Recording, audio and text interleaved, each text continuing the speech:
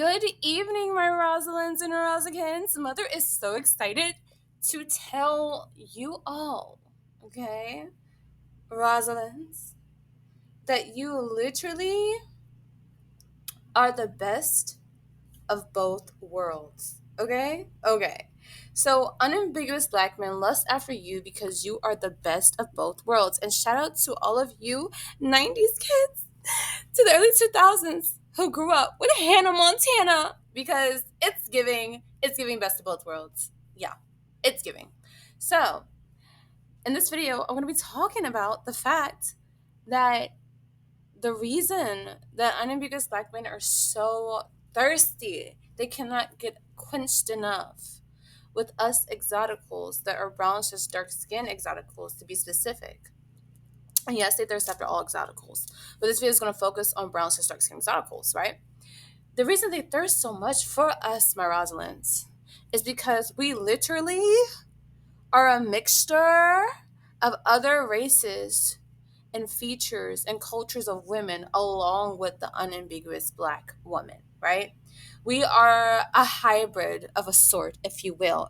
All exoticals are hybrids, but we specifically are a hybrid that is the same color and has the same shape in the sense of what I talked about before, why we're fetishized more.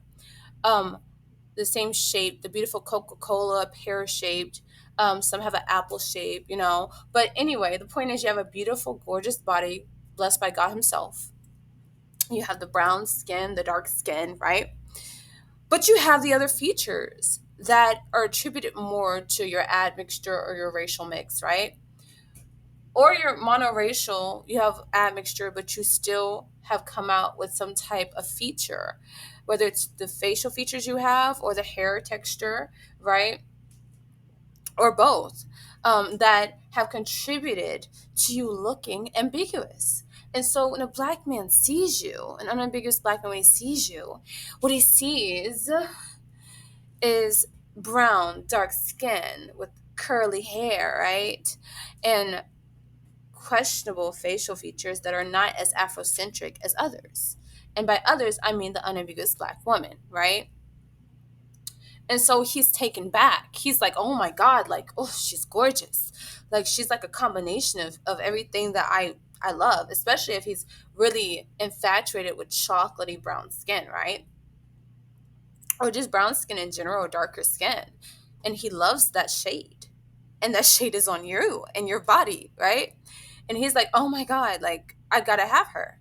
So another reason that unambiguous black men lust after us, brown / dark skin exoticals, Rosalind's, is because they also understand our privileges.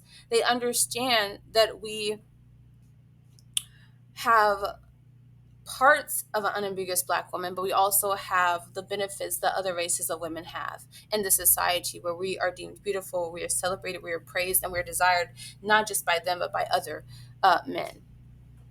They also see that we have many options, many opportunities because of our pretty privilege, on top of all those privileges that we already have just by our phenotype, that can get us into doors and that validate our femininity that unambiguous black women just don't have, according to what they have said, right? And have expressed so many times over and over again in regards to their relationships with the world and unambiguous black men and society.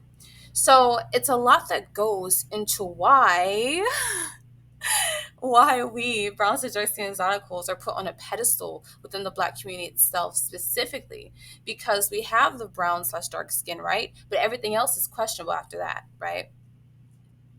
Literally the only difference between us, brown / dark skin exoticals, and other exoticals is literally our skin tone. That's why I make it a point to say brown / dark skin exoticals, because that's the only difference.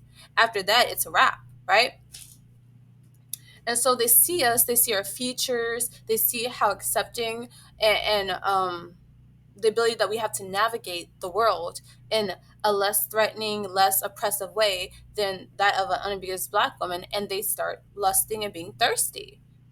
If you think about it, a lot of the black community has used brown / dark skin exoticals to represent them. And a lot of the women that are up there on the pedestal within the black community to this day and have always been are brown / dark skin exoticals.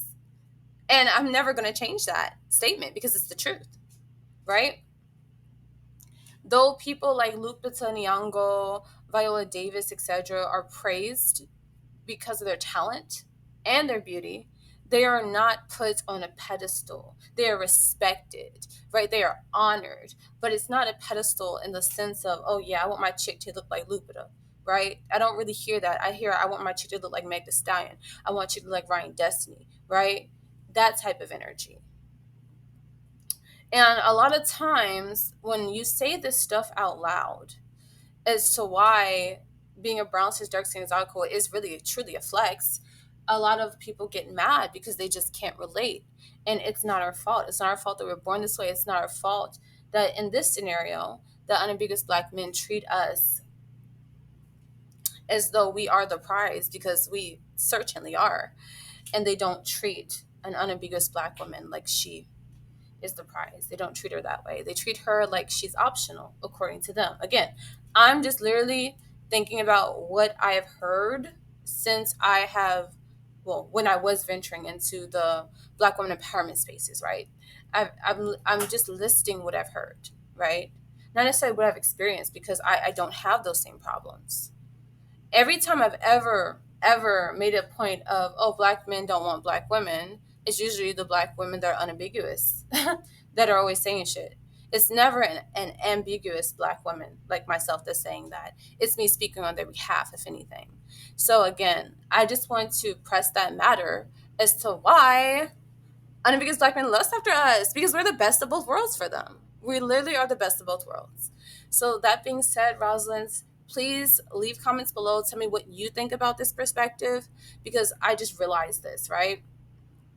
We're like Hannah Montana, Miley Cyrus. We could literally switch up a wig, switch up our makeup, and we're looking different. And when I mean different, I mean different. I cannot tell you how many times unambiguous black men have told me I look different on all my pictures. Honey, it's giving. Depending on the weather, my skin tone's fluctuating. Depending on how I do my hair, I could look more Afrocentric. I could look less Afrocentric. Um, Depending on my weight, that also plays into how people view me too. So again, it's the privilege stacked on top of privilege that really gets you like into doors, and that make men lust after you, specifically unambiguous black men lust after us, brown such dark things articles. Also, I want to add, even when I'm not wearing makeup, they don't even want me to put extensions in my hair. They don't even want me to wear makeup. They still believe that I'm a baddie, because I am. But the point is that they still lust regardless. So that's a flex in itself for us brown cis dark skins alcohols. We don't have to depend on a lace front to make us a bad bitch. We just are. And so we don't have to depend on makeup to make us a bad bitch. We just are. And I really want you, Rosalind, to tell me your perspective. Tell me how you feel that as a brown cis dark skins alcohol, you too have the best of both worlds. And with that, ciao.